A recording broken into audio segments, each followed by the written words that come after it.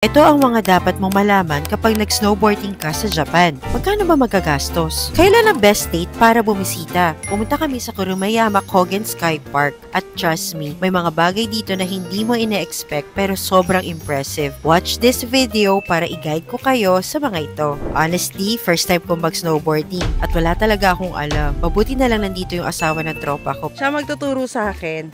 Sabi niya, Relax ka lang, akong bahala sa'yo.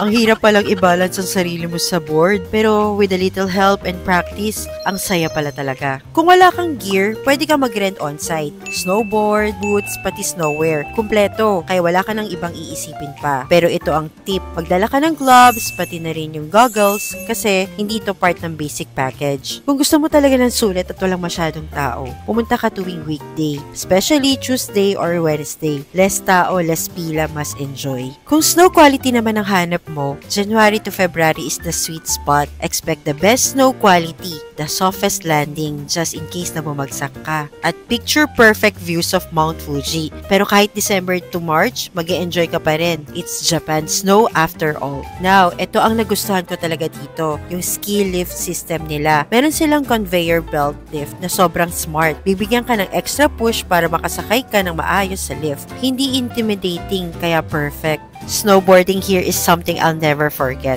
Kung gusto mo rin mag-try, tandaan, sometimes the best adventures happen when you don't know what you're doing yet. Kurumiyama Kogen Sky Park is worth it. Kung gusto mo magbale-balentong sa umpisa, pumunta ka dito.